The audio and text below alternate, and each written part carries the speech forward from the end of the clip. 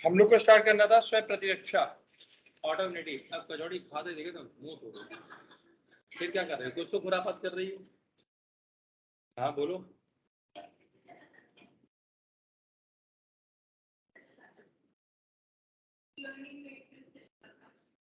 नहीं बेटा, वो चलना रुक गया।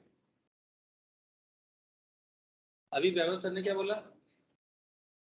बिल्कुल एक्यूरेट सही बोल के गए हैं।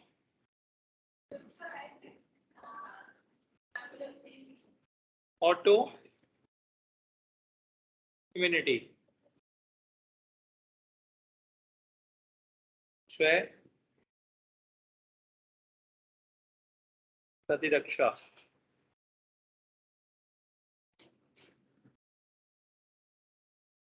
ऑटोइम्यूनिटी एक तरीके का रोग है, बहुत से रोगों की जड़ है। होता क्या है, शरीर में बहुत बार जो इम्यून सिस्टम होता है वो पहचान नहीं कर पाता है अपने तथा पराये की, और ऐसी स्थिति में अपनी ही कोशिकाओं पे के ऊपर क्या करता है, अटैक कर देता है। और अगर अपनी ही कोशिकाओं पे अटैक करेगा तो उनको नष्ट कर देगा, नष्ट करेगा तो कोई ना कोई साइन और सिम्टम हम लोग के अंदर प्रोड्यूस होगा। तो ऑटो इम्यूनिटी वो बला है जिसमें हम लोग की शरीर की प्रतिरक्षा प्रणाली ही हम लोग के शरीर पर अटैक करती है।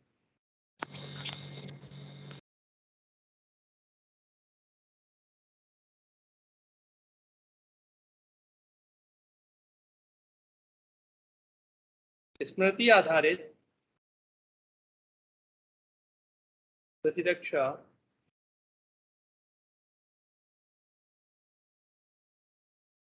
कशेरुकियों में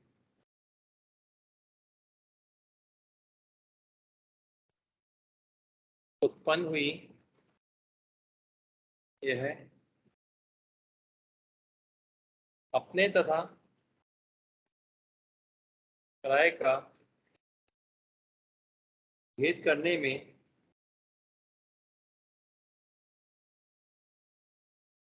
सक्षम होती है। यह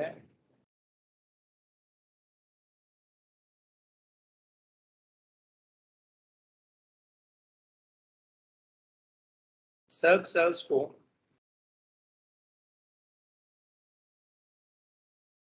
एंटीजेंस के माध्यम से पहचानती है,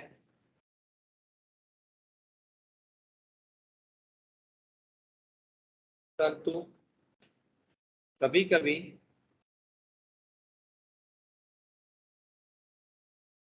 जीन विकार के कारण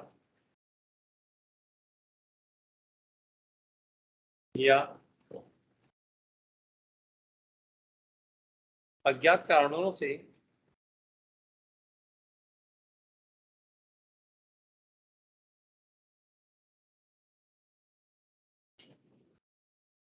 प्रतिरक्षा तंत्र की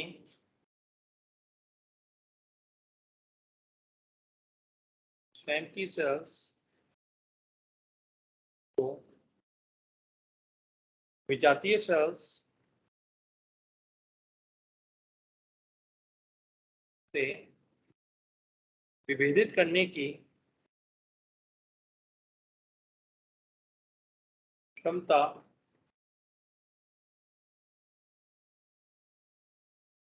समाप्त हो जाती है। अतः वह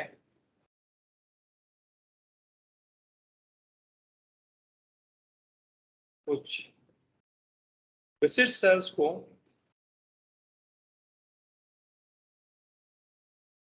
विजातीय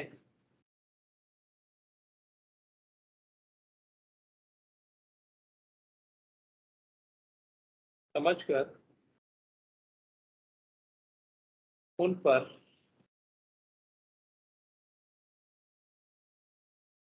आक्रमण कर देता है। तो अपनी ही सेल को क्या मान लिया गया, विजातीय सेल, और उस पर अटैक हो गया। तो ये कारण क्या हो सकता है? तो जेनेटिक मिस्टेक है, या अभी तक साइंस इतनी तरक्की नहीं कर पाई है कि सारे ऑटोइम्यूनिटी डिजीज के पीछे के कारण को समझ पाए कि आखिर ऐसा क्यों हुआ कि हमारी सेल्स ने हमारी सेल्स को पहचानने की क्षमता खो दी। उस गुड़िया को कसौटी नहीं मिली है, छोटी वाली है ना, हाँ नहीं अभी नहीं लाना, उधर देना कहीं ना। तो अब पहचानने में मिस्टेक हुई, जैसे बहुत बार आप लोग से भी मिस्टेक हो सकती है, होती है कि नहीं। आप जैसे मैं एक छोटा सा उदाहरण देता हूँ, सपोज करिए आप अपने कमरे में सो रहे हैं, आप अपने घर में रह रहे हैं, माँ बाप भाई बहन सब लोग हैं, अब आप अपने घर में सो रहे हैं और कमरे में गुप अंधेरा है। अब किसी कारणवश आपको आपकी नींद खुली कुछ खटपट सुन के, अब आपको कमरे में एहसास हुआ कि कोई है, कोई है, तो आपने क्या किया, चोर चोर चिल्लाते हुए उसके ऊपर आक्रमण कर दिया, उसको 2-4 रसीद कर दिए। इतनी देर में जब हल्ला हुआ, लाइट जली, पता लगा खुद के ही भाई था या बहन थे या मम्मी थे या पापा थे, तो पता लगा ये तो कांड हो गया। तो वहां पे अंधेरे की वजह से आपसे कांड हुआ, आपने घर में ही अटैक कर दिया। अब ये कोशिकाओं ने अटैक क्यों किया, या तो जीनिक विकार हुआ, जीन में कुछ ऐसा फॉल्ट हुआ कि एमएससी सही नहीं बना। कोशिकाओं पे अगर एमएससी सही नहीं बना तो इम्यूनोलॉजिकल सेल ये बोल देंगे कि ये भैया ये तो विजातीय कोशिका, इसके ऊपर अटैक कर दो। तो या तो ये कारण है, या बहुत से डिजीज के कारण अभी पता ही नहीं लगे साइंस को। अर्थात इसमें आप लोग खूब तरक्की कर सकते हैं अगर इस क्षेत्र में आप लोग कार्य करें। तो ऑटो इम्यूनिटी के अभी तक जो उपचार है वो बहुत ज्यादा संभव नहीं है, क्योंकि इसके कारण ही नहीं पता है। तो इस पे हम लोग क्या कर सकते हैं, रिसर्च कर सकते हैं। तो ये कार्य क्लियर, ये कॉन्सेप्ट क्लियर। अब इसमें है कौन कौन सी बीमारियां, बहुत सारी बीमारियां तो मैं पहले ही पढ़ा चुका हूं इसकी।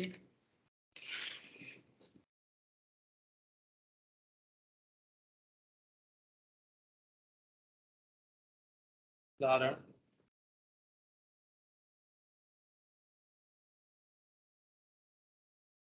Pernicious anaemia. तब आप लोग बहुत छोटे थे जब मैं पाचन पढ़ाया करता था, स्टार्टिंग की बात है, पाचन तंत्र चल रहा था, उसमें हम लोगों ने वो पढ़ी थी ऑक्जेंटिक सेल्स, जठर ग्रंथियों में, वहां से निकलता था नेच कारक। नेच कारक विटामिन B12 के संग संकुल बनाता था, जिससे B12 एब्जॉर्ब होता था।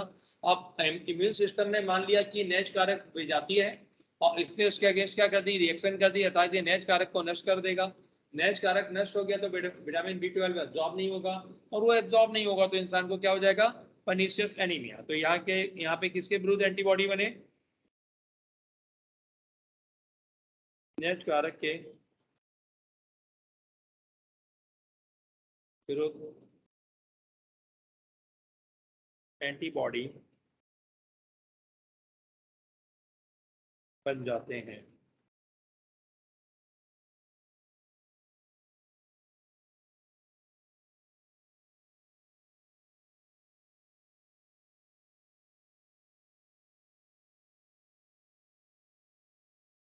मैथेनिया ग्रेविस, याद आया, साइनिबल मेम्ब्रेन के अगेंस्ट आईजीएम कैटेगरी के एंटीबॉडी बने थे।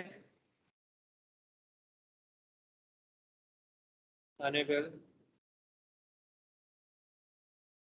दिल्ली के विरुद्ध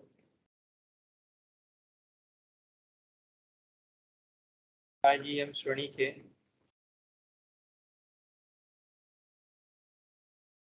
एंटीबॉडी का निर्माण।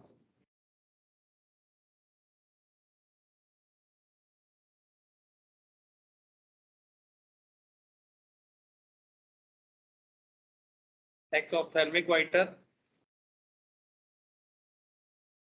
एंडोक्राइन सिस्टम में पढ़ाया था, टीएसआई बन गया था, टीएसएच जैसा टीएसआई बन जाता था।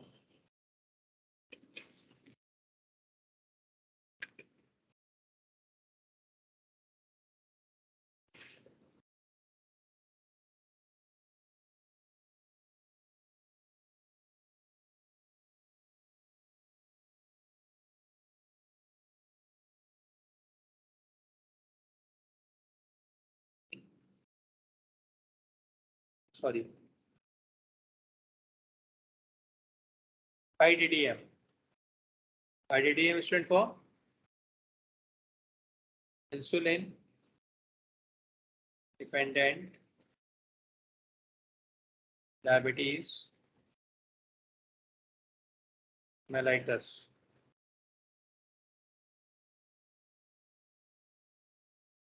B cells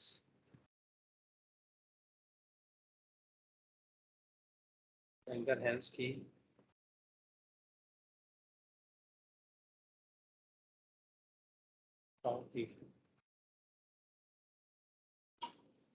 के विरुद्ध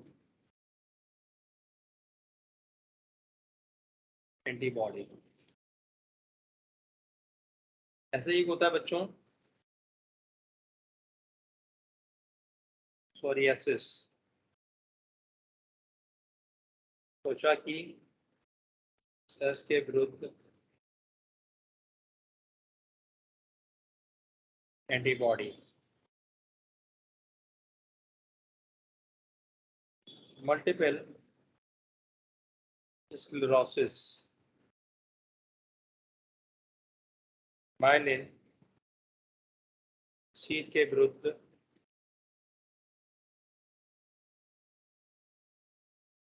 एंटीबॉडी।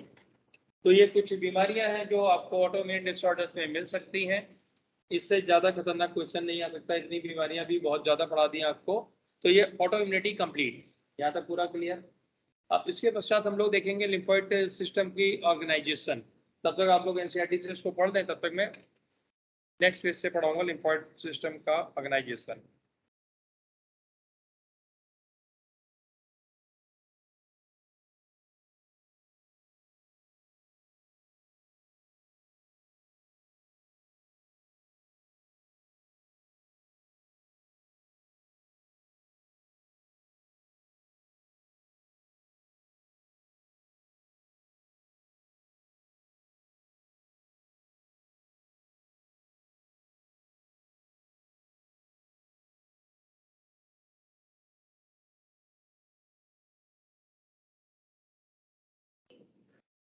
और कुछ फेंक के मार दूंगा।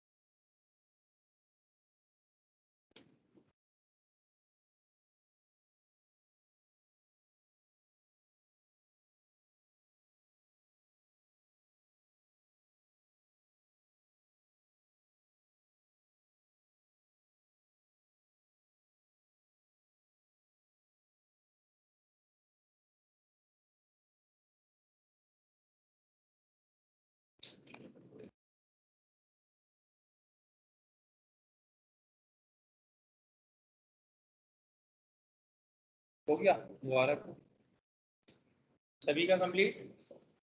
चलिए आगे बढ़ते हैं। लसिका तंत्र धात लिम्फोइड ऑर्गन, मुबारकबाद दे रहे हैं तो भी शर्मा रहे हो। दो प्रकार के लसिकांग होते हैं हम लोग की बॉडी में, एक को बोलते हैं प्राथमिक और दूसरे होते हैं द्वितीयक।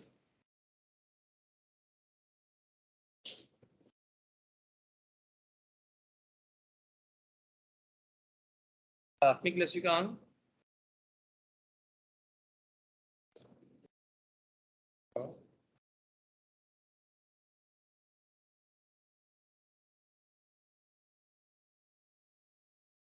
द्वितीयक लसिकांग।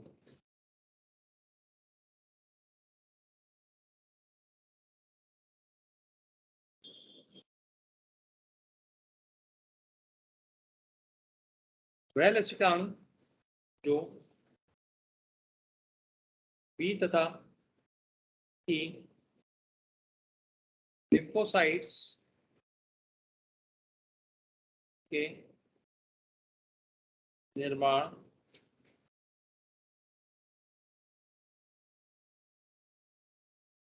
व परिपक्वन हेतु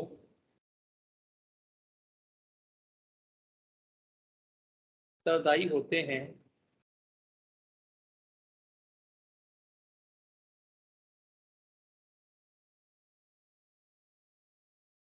उदाहरण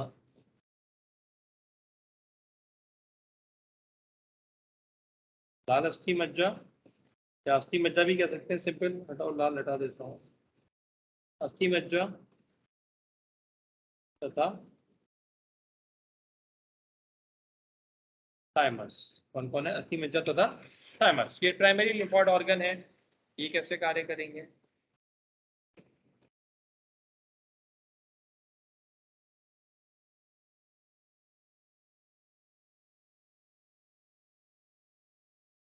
इसको मान लीजिए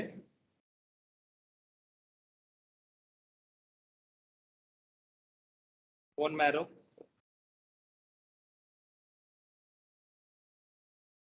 की लिम्फोसाइट्स के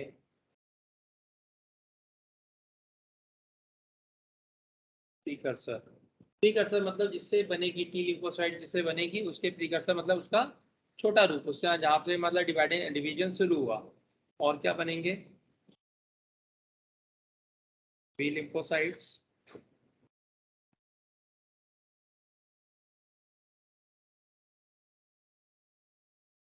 इनका निर्माण व परिवर्धन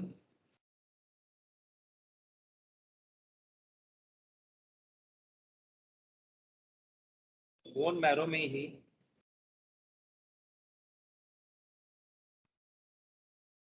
होता है। तो ये कहीं नहीं जाती है। B for D, bursa of Fabricius. पिछले क्लास में तो बोन मैरो थी, अभी बर्सा ऑफ फैबेरिकस हो गई है। ठीक है, तो इतना अच्छा है कि आपने याद कर लिया। अब दूसरी ग्लैंड कौन है? थाइमस। ये टी लिम्फोसाइट चली गई इसके अंदर,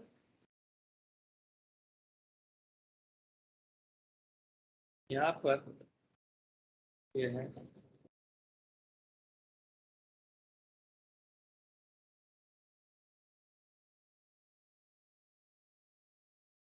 छोटी जगह में क्यों लिख रहा है? अब यहाँ पे होगा क्या ये देखना। थाइमस में इनका प्रोलिफरेशन, प्रोलिफरेशन मतलब प्रचुरभवन व मैच्योरेशन अर्थात परिपक्वन।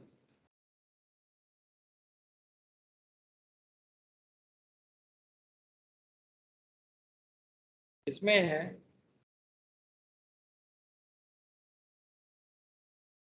एंटीजन संवेदी सेल्स में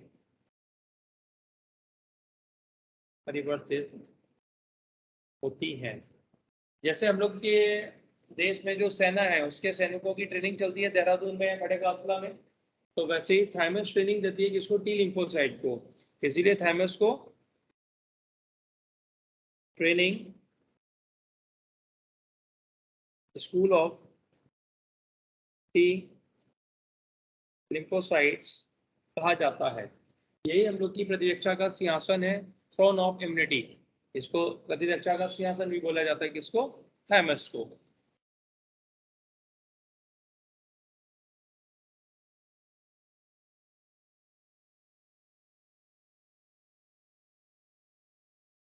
अस्थि मज्जा व थाइमस लिम्फोसाइट्स के निर्माण व परिपक्वन हेतु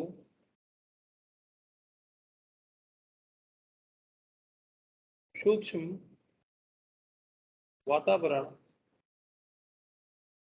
प्रदान करते हैं। थाइमस की संरचना के बारे में आपको पता होगा। थाइमस जन्म के समय बड़ी होती है, इसके पश्चात ये प्यूबर्टी तक तो बढ़ेगी, और प्यूबर्टी के पश्चात रिग्रेस होना स्टार्ट हो गया था तो क्षरित होना स्टार्ट होगी, क्षयित होती चली जाएगी।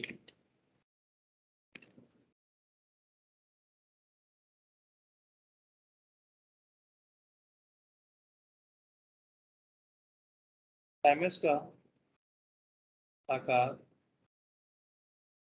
जन्म से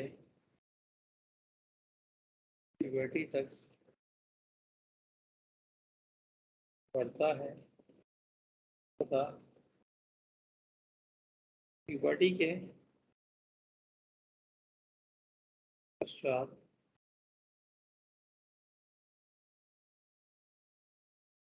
इसका आकार घटने लगता है, तो प्यूबर्टी के बाद इसका आकार घट जाएगा। ये कॉन्सेप्ट क्लियर।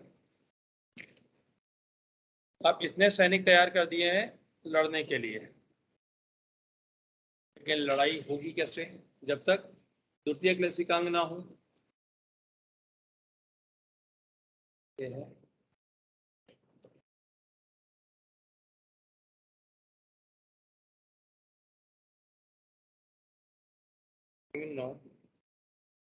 लॉजिकल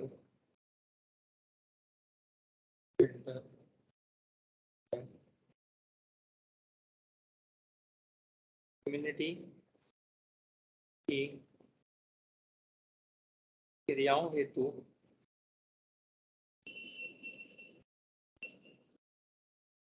स्थल प्रदान करते हैं। इम्यूनोलॉजिकल रिएक्शन के लिए स्थल प्रदान करेंगे, कैसे करेंगे?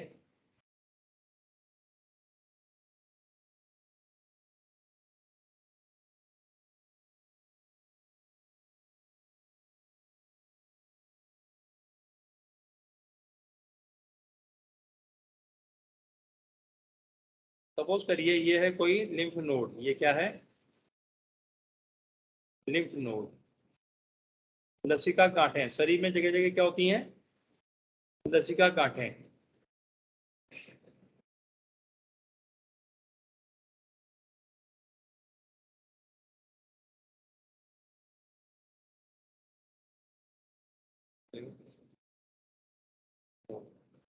इसमें अंदर जाने वाली वाहिकाएं होती हैं फ्रेंड, और बाहर निकलने वाली होती है डिफरेंट। हमेशा एक ही कॉन्सेप्ट चलता है डिफरेंट डिफरेंट का, वही यहाँ पे भी चल रहा है। अब दो चीजें हैं, एक तो आपके रक्त के अंदर लिम्फोसाइट्स मौजूद हैं और आपके लसिका के अंदर लिम्फोसाइट्स मौजूद हैं।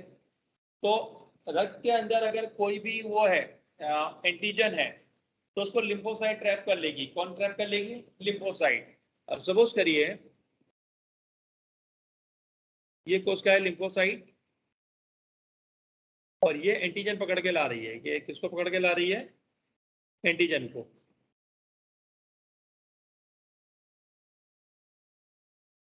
तो एंटीजन को लेके आएगी इसके अंदर, ऐसी और भी जगह से आ रही होंगी।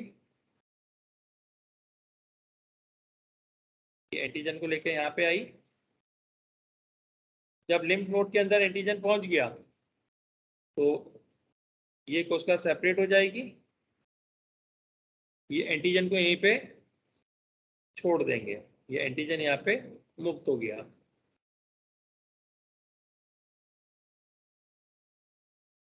ये क्लियर? इसको ऐसे समझिए जैसे आपकी सोसाइटी में जिसमें हम लोग रहते हैं, यहाँ पे पुलिस वाले लगातार गश्त लगाते हैं। वो गली में मोटरसाइकिल से जा रहे हैं, पैदल घूम रहे हैं, अलग अलग वाहन से गश्त लगा रहे हैं। क्यों? जिससे अगर कोई उपद्रवी तत्व हो तो उसको पकड़ पाए, हम लोग की जो कानून व्यवस्था है उसको सही रखें। अब उनको गश्त करते करते कोई मिला जो बदमाशी वगैरह कर रहा था, इनको लगा कि ये बदमाशी करता होगा, तो उसको पकड़ेंगे।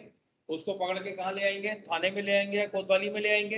अब वो ऐसा तो है नहीं थाने में लाके कोतवाली में लाके उनका काम खत्म हो गया, वो बैठे रहे। उन्होंने उसको लॉकअप में डाला और अपना वो अगले कार्य के लिए चले गए, वहां से चले जाएंगे जिससे और जगह गश्त कर पाए। अब होगा क्या? लॉकअप में जब वो अपराधी को बंद कर लिया गया, अर्थात कोतवाली के अंदर पहुंच गया, अब बाकी पुलिस वाले लिए बैठे रहते हैं लट। अब क्या होगा? पुलिस कोतवाली के अंदर उनके ऊपर लट्ठे चलेगा, क्योंकि मारा जाएगा तभी जाके कोई दुरुस्त होगा। तो ऐसे ही यहाँ पे हुआ, जो ये प्रतिरक्षी कोशिकाएं थी ये एंटीजन को ले आई और एंटीजन को यहाँ छोड़ दिया, अगले शिकार के लिए यहाँ से निकल के चली गई आगे। अब इसके अंदर जो एंटीजन है, एंटीजन कौन है? Antibody generating. और इसके अंदर कौन बैठी हुई है? लठ लिए प्रतिरक्षी कोशिकाएं, ये हम लोग की इम्यूनोलॉजिकल सेल्स हैं। जब हम लोग की बी और टी लिपोसाइट मैच्योर हो जाती है तो इसी के अंदर संग्रहित रहती है, जिससे इनको नष्ट कर पाए। ये क्या है हम लोग की?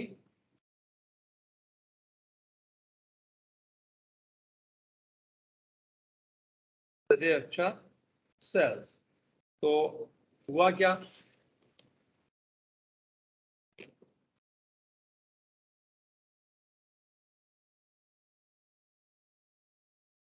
रक्त जनित एंटीजन को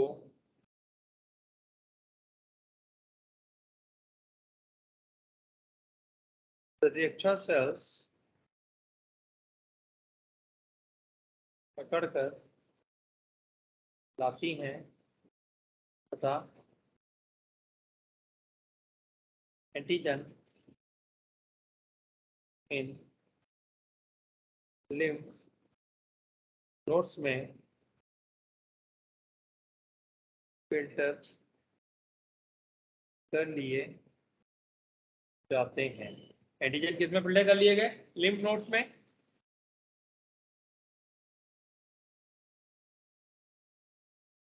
एंटीजन्स की उपस्थिति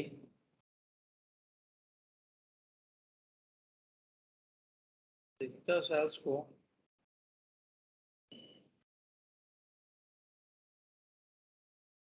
एंटीबॉडी उत्पन्न करने को प्रेरित करती है। कहा यहाँ पर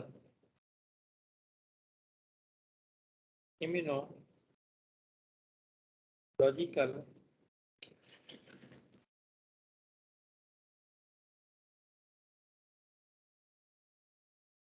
प्रतिक्रिया संपादित होती है। तो ये हो गया जो फिल्टर कर रहा है और जहाँ पे एंटीजन एंटीबॉडी रिएक्शन हो रही है, ये हो गया द्वितीयक लसिकांग। उदाहरण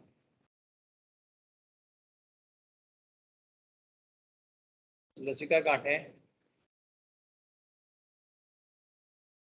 लीहा बोले तो spleen,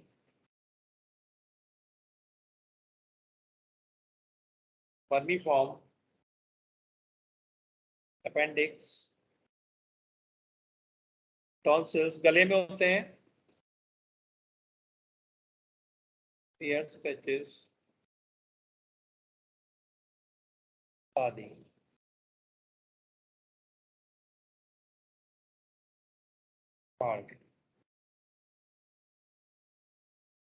mucosal associated lymphoid tissues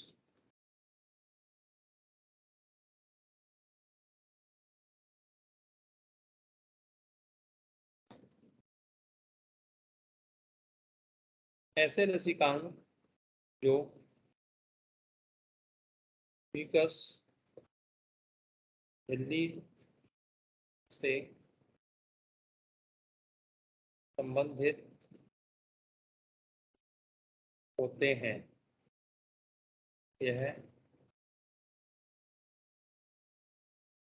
lymphoid organs का लगभग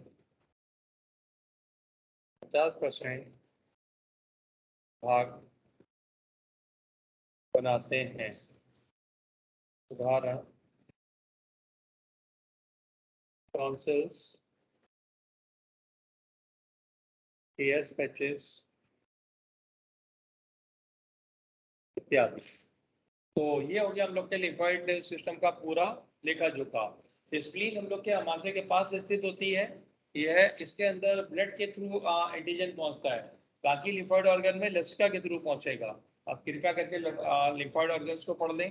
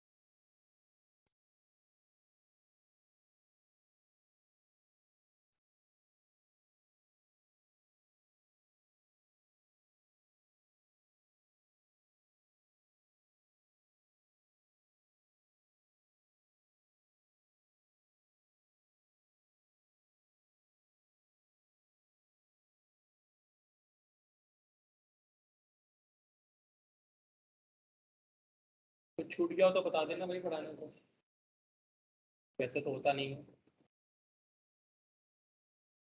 बताओ।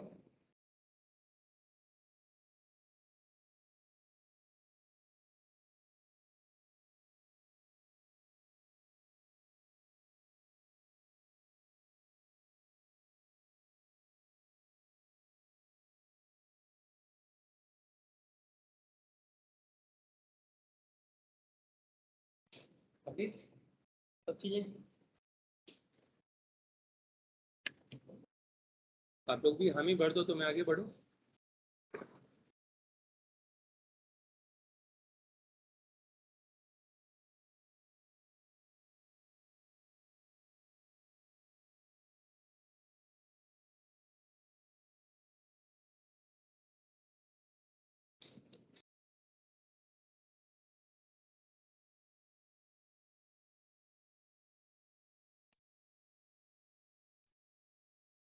एक कन्या गायब है, आ जाए उनको।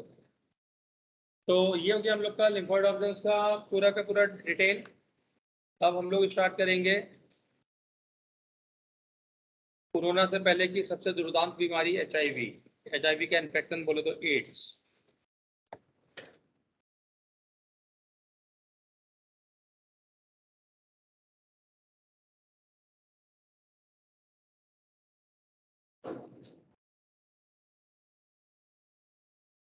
तो डिटेल्स ऑफ एड्स स्टार्ट कर रहे हैं हम लोग।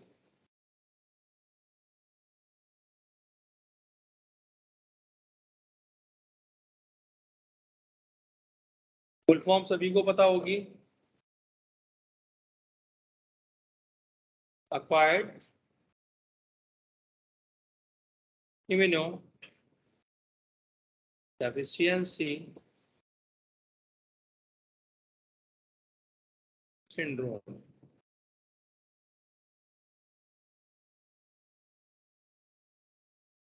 इसके पहले केसेस रिपोर्टेड है 1981 में। कब रिपोर्टेड है? 1981। इसके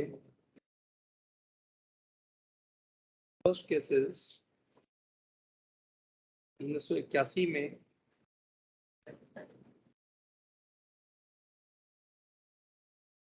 ज्ञात होने प्रारंभ हुए। यह अमेरिका में फर्स्ट टाइम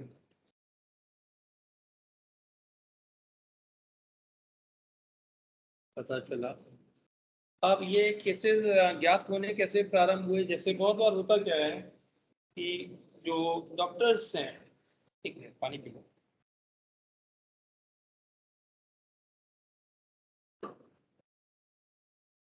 जब कोई मरीज आप लोग के पास आया करेगा, जब आप डॉक्टर बन जाएंगे, तो आप उसके लक्षण देखेंगे।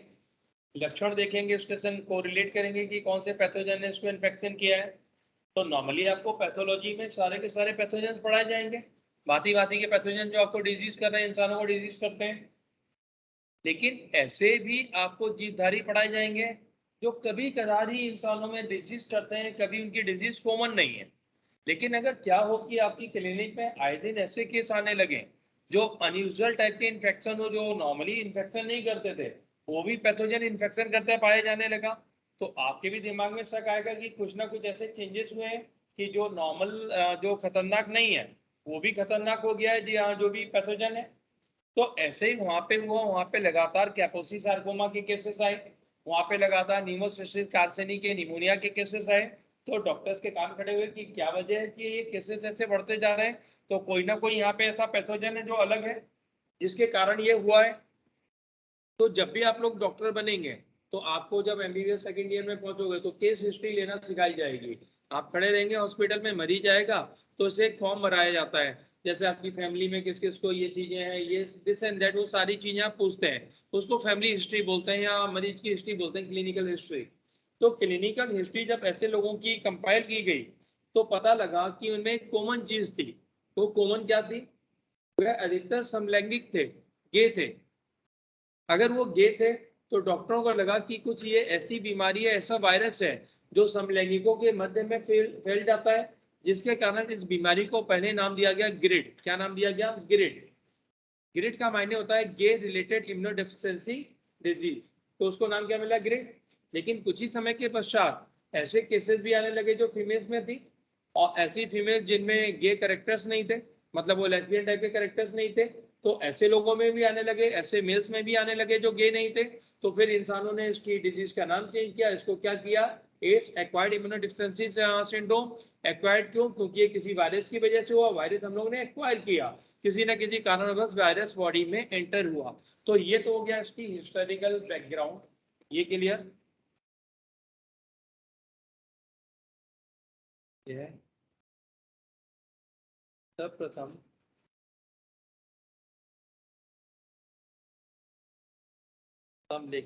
समलैंगिकों के मध्य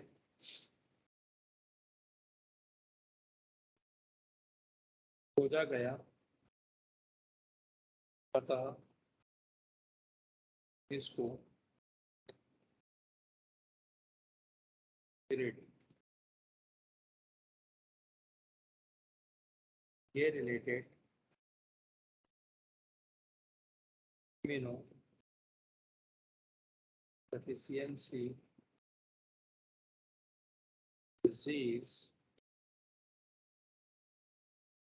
भी कहा गया, परंतु बाद में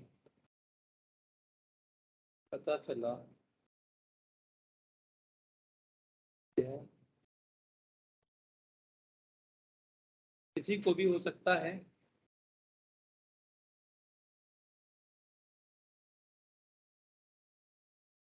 अतः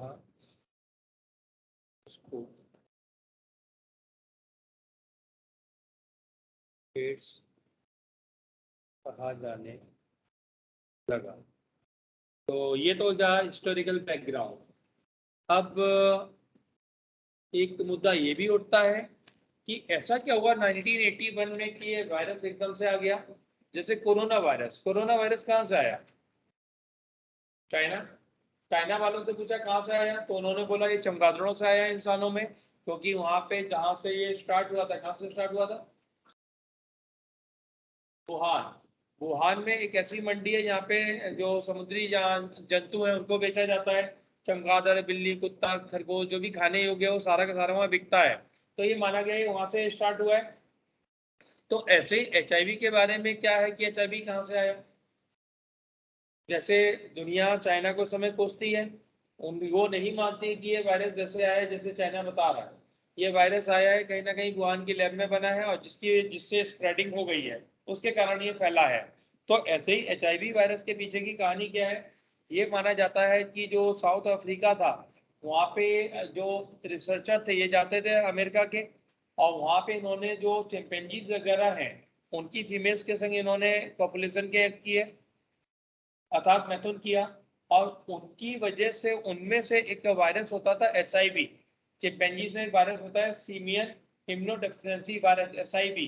वही परिवर्तित होकर क्या बन गया? एचआईवी बन गया। वही हम लोग के अंदर है, एक केस ये चीज आपको इंटरनेट पे बहुत ज्यादा नहीं मिलेगी, लेकिन ये पहले प्रचलित थी। फिर इस चीज को हटाते हुए क्या चीज डाली गई कि ऐसा हो सकता है कि जो बुचर्स होते हैं, बुचर्स मतलब कसाई, तो कसाई क्या करते हैं, चिंपैंजीज वगैरह के मांस को काट के बेचते हैं। अफ्रीका में ये मांस मिल जाता है चिंपैंजीज का, बंदरों का, इस तरीके का। तो अब कोई चिंपैंजी इन्फेक्टेड है एसआईवी से, और कोई कसाई उसको काट रहा है, तो कसाई के भी घाव वगैरह बने रहते हैं। तो उसके जो ब्लड के कांटेक्ट में आने के कारण ये इंसानों के शरीर में आ गया, और उससे एसआईवी से कन्वर्ट होकर कौन बन गया है? एचआईवी। अब इन दोनों के बीच में कहाँ पे कहानी हो दुनिया जाने, लेकिन हम लोग इसके आगे बढ़ते हैं। अब इसका पॉजिटिव एजेंट कौन? CA.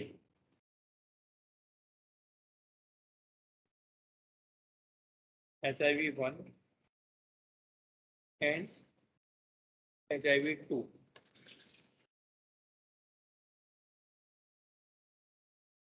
Human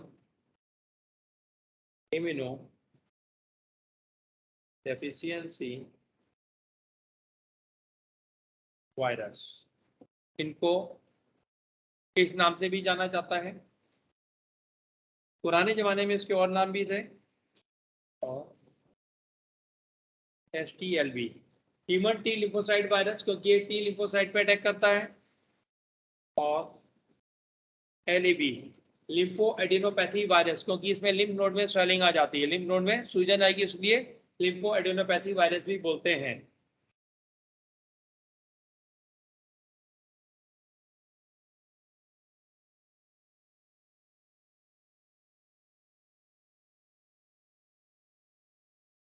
human T lymphocyte virus, ये पुराने नाम है HTLV, LAB। अब केवल और केवल कौन सा नाम प्रचलित है? HIV।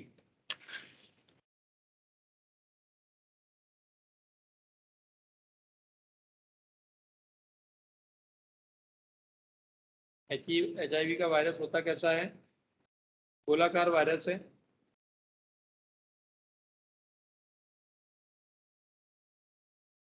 जैसे जो कोरोना वायरस है, इसमें स्पाइक प्रोटीन होती है जो हम लोग के शरीर में जुड़ती है, जिसके कारण हम लोग इन्फेक्टेड हो जाते हैं। तो इनकी बॉडी में भी स्पाइक्स हैं।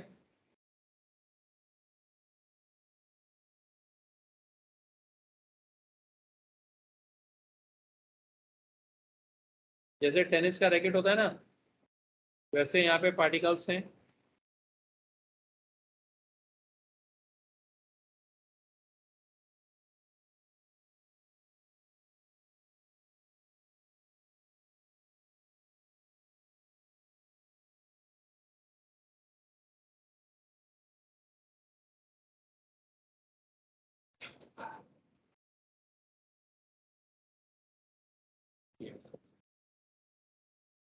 ये वाला स्ट्रक्चर है glycoprotein 120।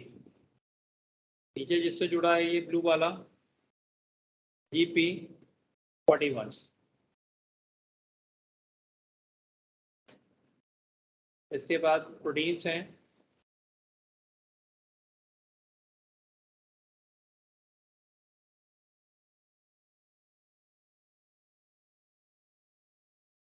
P17,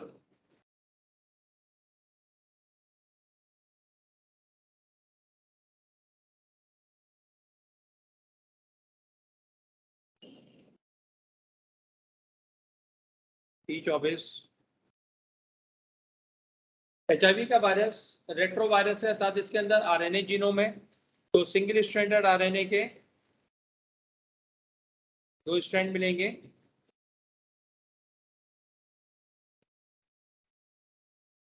ssRNA, single stranded RNA। इसको प्रतिलिपिकरण के लिए चाहिए एंजाइम्स। तो इसके अंदर एंजाइम्स भरे पड़े हैं। जो एंजाइम्स विशेष हैं उनको मैं मार्क कर दे रहा हूँ। और भी होते हैं, ये बेसिक कंपोनेंट आपको पढ़ा रहा हूँ।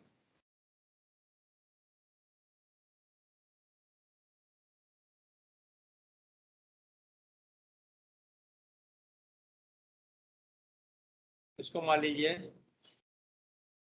रिवर्स ट्रांसक्रिप्टेज, इसको मान लीजिए इंटीग्रेज, इसको मान लीजिए प्रोटीएज।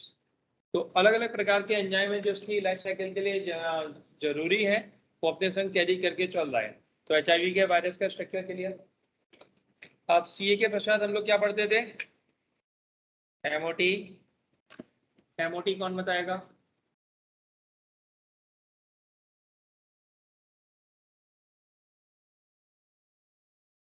MOT कौन बताएगा?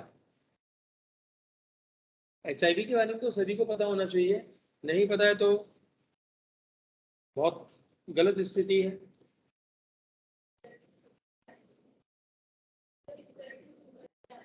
Very good. संक्रमित रुधिर के संपर्क में आने से या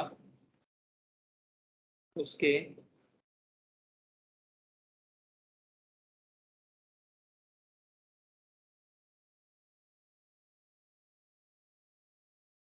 आधान बोलते हैं ट्रांसफ्यूजन, आधान, आधान से। तो किसी संक्रमित व्यक्ति का रुधिर आपकी बॉडी में गलती से आ गया ट्रांसफ्यूजन से, या और किसी कारणवश आ गया, तो ये इन्फेक्शन का कारण है, या संक्रमित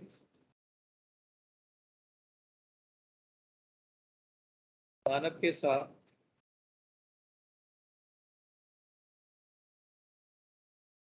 असुरक्षित यौन संबंध से जो इन्फेक्टेड पर्सन है उसके संग अनप्रोटेक्टेड सेक्सुअल इंटरकोर्स हुआ है, जिसके कारण हो सकता है। यहाँ पे बताया जाना जरूरी है कि ये असुरक्षित यौन संबंध का तात्पर्य रत्ती भर नहीं है कि जो मैथुन की क्रिया कंप्लीट हो जाए तभी जाके ये इन्फेक्शन होगा।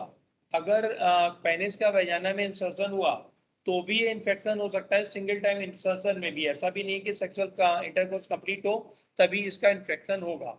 सेकेंड, ये जरूरी नहीं है कि वेजाइनल इंटरकोर्स से ही हो, ये एनल इंटरकोर्स से भी हो सकता है। जैसे मैंने बताया होमोसेक्सुअल्स में पहली बार खोजा गया तो वहां पे तो एनल इंटरकोर्स है, तो गुदा मैथुन के कारण या योनि में मैथुन के कारण ये उन दोनों ही से फैल सकता है। इसके पश्चात थर्ड,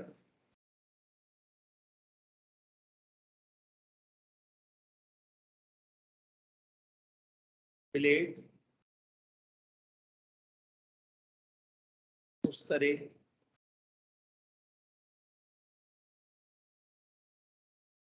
शल्य क्रिया में प्रयोग होने वाले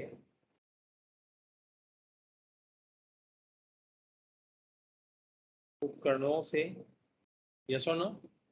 आप लोग नाई के यहाँ जाते हैं, नाई आपके ब्लेड आपकी दाढ़ी काटने के पश्चात या बाल काटने के पश्चात पीछे उस तरह लगाता है, आप लोग ध्यान देते हैं कि ब्लेड चेंज करता है? ध्यान देते हैं, अपने आप कर लेता है वो अपने आप कर लेता है। अगर नहीं करे, लेकिन आप लोग टोकते नहीं होंगे, इतने बड़े नहीं हुए, लेकिन वो आपकी जान ले सकता है। अगर किसी HIV वाले पर्सन को उस ब्लेड से कट लगा और उसने बिना ब्लेड चेंज किए आपकी बॉडी में वही ब्लेड लगा दिया तो आपको HIV इन्फेक्शन हो जाएगा बिना कुछ किए धरे। ठीक, और जब पता लगेगा HIV इन्फेक्शन हो गया तो दुनिया लगाएगी ताने, ये देखो HIV लिए घूम रहे हैं, क्योंकि उनको तो केवल बाकी दुनिया को केवल सेकंड पॉइंट से मतलब है, वो बाकी किसी को नहीं समझने वाले। तो याद रखना, दाढ़ी बनवाने जाओ या बाल कटवाने जाओ तो ध्यान देना कि जो नाई है उसने उस तरह का ब्लेड चेंज किया कि नहीं।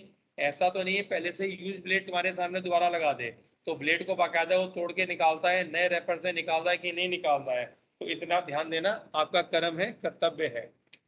ठीक है, गर्ल्स में तो ऐसा कुछ होता ही नहीं होता। नहीं, दाढ़ी आड़ी अगर बनाते हो तो देख लो, आजकल वो ब्यूटी पार्लर में वो रेजर रेजर आने लगे, सुना है मैंने। क्या हो गया, बहुत बार। नेक्स्ट, जो डेंटल इक्विपमेंट्स होते हैं, जब आप कभी डेंटिस्ट के पास जाते हैं तो उनके इक्विपमेंट की वजह से भी होता है। डेंटल उपकरण, उपकरणों के कारण फिर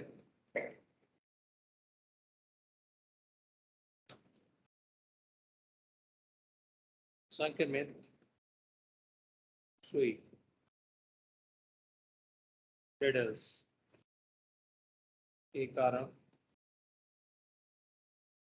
यह तरह से ये ड्रग एब्यूजर जो नहीं, वो नशेड़ची होते हैं, इंट्रावेनस ड्रग एब्यूजर, अरे सिरे से नशीली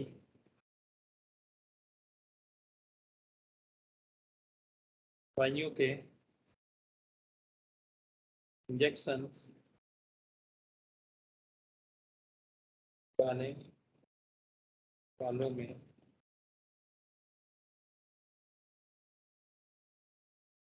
सामान्यतः होता है। इंट्रावेनस ड्रग एब्यूजर्स बोलते हैं इनको, इंट्रावेनस ड्रग अब्यूजर। वो आपने देखा होगा पिक्चर में, हमने अपने हाथ बांधा ऐसे करके, नशे का इंजेक्शन लगाया, फिर मस्त पड़ गए।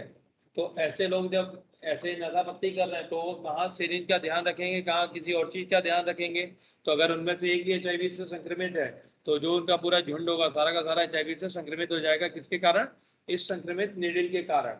बहुत बार कुछ घटिया लोग होते हैं, कुछ डॉक्टर्स होते हैं जो कम पढ़े लिखे हैं, जो नीम हकीम टाइप के हैं, वो भी अपने लापरवाही से ऐसी काम कर देते हैं। अभी 4 साल पहले की बात है, उन्नाव में एक डॉक्टर साहब थे, उन्होंने वही पहले कांच की वाली सुई यूज होती थी, निडल्स सिरिंज, कांच वाली सिरिंज थी और उसमें वो स्टील का लगाते थे, उसको उबाल के यूज करते हैं। तो उन्होंने बिना उसको डिस्पोजेबल सिरिंज यूज किए बिना पूरे गांव में जो आया उसके इंजेक्शन टॉका कम से कम 80 या 90 लोग उन्होंने HIV से संक्रमित करा दिए, जिसमें 1 साल से लेके 80 साल के बुजुर्ग भी थे। तो ऐसे लोगों को तो प्राण मृत्यु दंड देना चाहिए सरेआम। यस और नो? तो ऐसी लापरवाही ना हो, जब भी कभी आपके सुई लगे, इंजेक्शन लगे, तो ध्यान दें कि वो डिस्पोजेबल निडल यूज की गई है, फ्रेश निडल यूज की गई है। आप लोग टैटू बनवाने जाते हैं, टैटू की निडल से भी ये हो जाता है। तो टैटू की निडल भी हाथ के हाथ उसने आपके सामने निकाली हो और आपकी निडल को भी डिस्पोज कर दे, मतलब उसको हटा दे, निस्तारण कर दे, तभी वो मतलब प्रॉपरली होगा। तुमने टैटू बनवाया, निडल पे ध्यान दिया? चावला जी, ये 81 से फैला हुआ है रोग, तो आपने कब बनवाया? 81 के तो बाद में बनवाया, फिर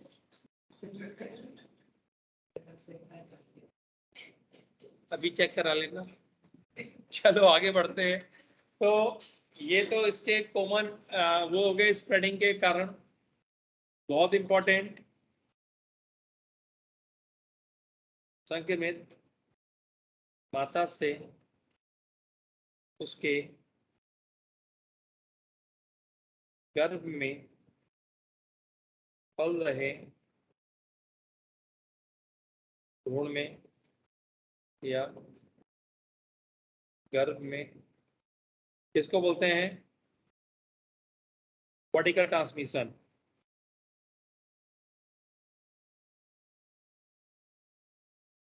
तो ये दुग्धपान से भी फैलता है। अगर संक्रमित माता है तो उसको, बच्चों को, बेबी को दूध पिलाने नहीं देते हैं। अगर अर्ली फेज में डायग्नोसिस हो गई कि मदर को HIV है, तो उसको एंटी रेट्रोवायरल ड्रग देके वायरल लोड घटा देंगे, जिससे वो प्लेसेंटा क्रॉस नहीं कर पाएगा और बच्चा बचा सकते हैं। हर केस में बच्चे को नहीं बचाया जा सकता। अगर वायरल लोड बहुत ज्यादा है उस केस में बच्चा नहीं बचाया जा सकेगा, उसको बाई बर्थ HIV होगा। तो बाकी यहाँ पे क्या है, संक्रमित जो माता है उससे नॉर्मली हो सकता है, लेकिन इसको हम लोग बचा सकते हैं। तो ये तो इसके सामान्य वो हो गए कि कैसे ये फैलेगा। तो ये सारी चीजें क्लियर। कोई भी डाउट हो तो पूछ लो। नहीं, इसकी जीवन चक्र वगैरह करेंगे मंडे। ठीक है, जिस दिन अच्छा अच्छा मन होगा उस दिन मंडे को पढ़ेंगे। खत्म करते हैं इसको आज यहीं।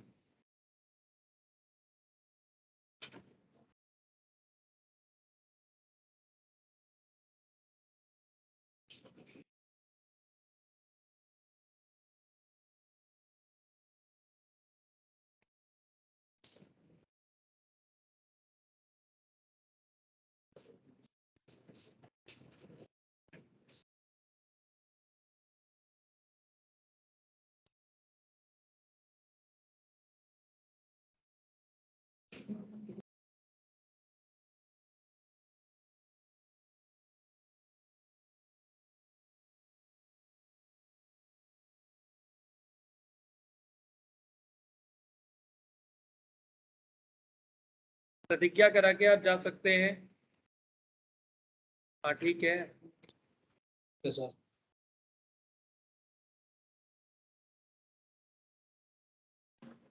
प्रतिज्ञा कराने आ रहा है कोई?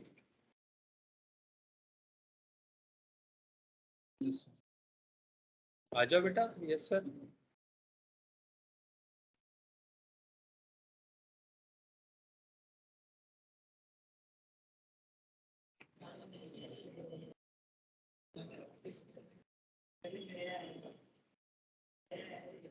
ये कहाँ से नया है? नहीं, कल आया था ये। तुम कहना क्या चाह रहे हो, स्पष्ट रूप से बोलो।